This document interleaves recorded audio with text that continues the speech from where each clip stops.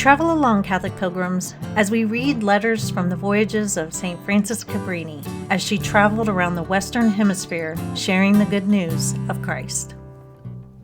Welcome, Catholic pilgrims. Today we hear a lot about what it was like to travel around the Caribbean Sea. It's very pretty, but it can be tough to navigate the sometimes very shallow waters. Can you imagine how many things are at the bottom of the Caribbean? I have this daydream that I often draw to mind of draining certain seas and parts of different oceans.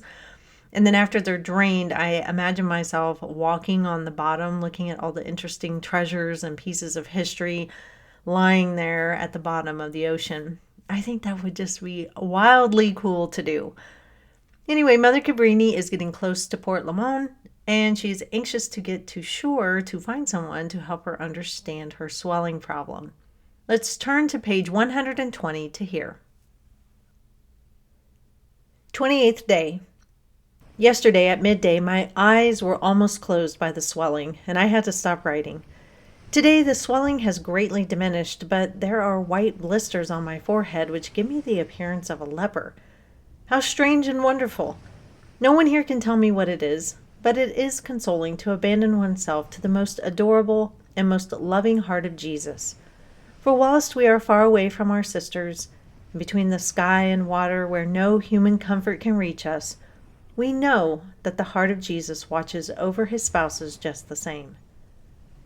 Tomorrow we shall arrive at Port Limon, and through the kind offices of some good people there to whom we have been recommended by our excellent protector, Mr. L.G. Fallon, I expect I shall find some remedy for this complaint.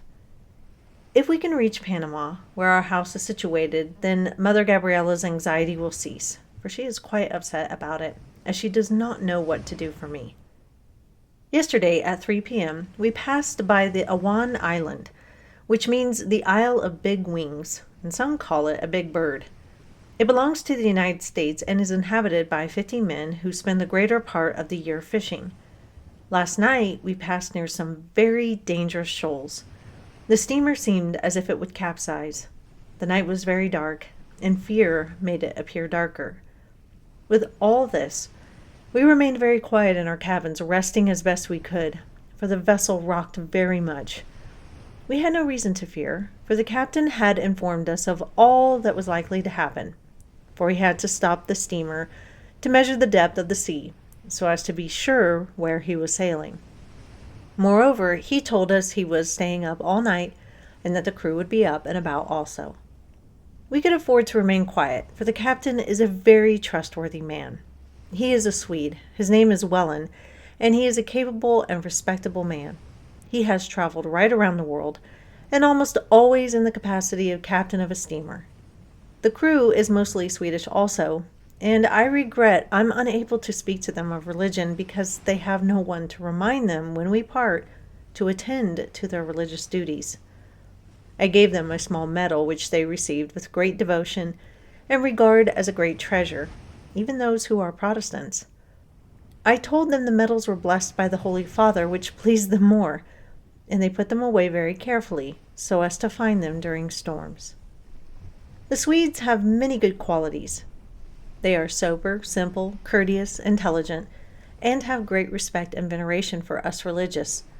And when, at eventide, they hear us singing the Veni Creator for the Novena of the Holy Ghost, the Ave Maristella, and other hymns to the Blessed Virgin Mary, they become reverently attentive, and there seems to be a ray of heaven falling on their souls.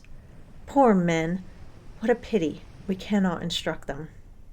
This morning at 9 a.m. we passed by the Cape of Deo Gratias, almost touching it, where the coast of Mosquito begins, and a little later we seemed to enter a new sea of bright green colors. It was the current of Rio Grande, a current that plunges with such force into the sea that for several miles it seems to struggle in its efforts to mix with the salty water. At present we are coasting, and will presently pass by Blue Fields, then tomorrow by S. Juan del Norte, and at 11 a.m., please God, we shall arrive at Port Limon. I never thought I should have made such a journey, being under the impression that this steamer traveled a direct route. But the captain told me at lunchtime that a direct line was impossible, as he had to encounter many coral banks, which are very dangerous. I am pleased we are coasting, and I should have wished to remain a few days at each of these ports, for I like these Indians, having visited them 3 years ago on my return from Nicaragua. Then I was making a much more uncomfortable voyage than this, for while passing S. Juan del Norte, before entering the sea, I had to change steamers 9 times in 12 days, while at night we never traveled for fear of running aground.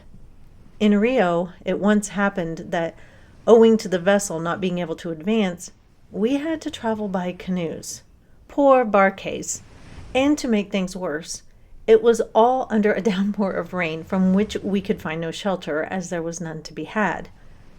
In other small vessels in Rio San Juan, there were nests of mice and other vermin, most amusing to watch, but as I could not make friends with such adventurers, I was obliged for several nights to stand and lean against a sofa, the only form of rest I could trust myself to take in such company. In the meantime, Sister Mercedes Cepeda and I were quite happy and making the best of these experiences. We were well repaid, however, for when we arrived at Bluefields, we had to wait several hours for a steamer of the Morgan Line, which was to take us to the United States.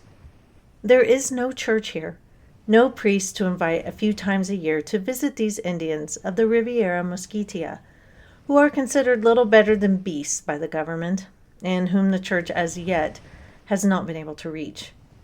Taking advantage of this stop, we went around to the Indians and spoke a few kind words to these poor people, who, overcoming their shyness and yielding to their respect for the black robes, as they call the sisters and priests, they begged us to send them, also sisters and priests, to instruct them and save them. The poor things! How I felt for them!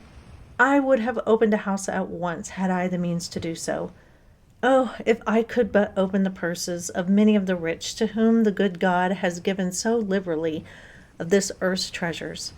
If I could only make them understand what a reward theirs would be if, prompted by their own good heart, they would come to our aid in succoring these poor creatures who still live in darkness. By so doing, they would be placing their generous offerings in the bank of heaven, where they would fructify 100-fold, if not in this world, certainly in the next. And their generosity would make them happy with an eternal felicity in heaven, where God has prepared a profusion of immense treasures for the merciful. We'll pause here for today, Catholic pilgrims. Tomorrow, Mother Cabrini reaches port and gets to see a doctor. Thank goodness. Until then, live the faith boldly and travel well.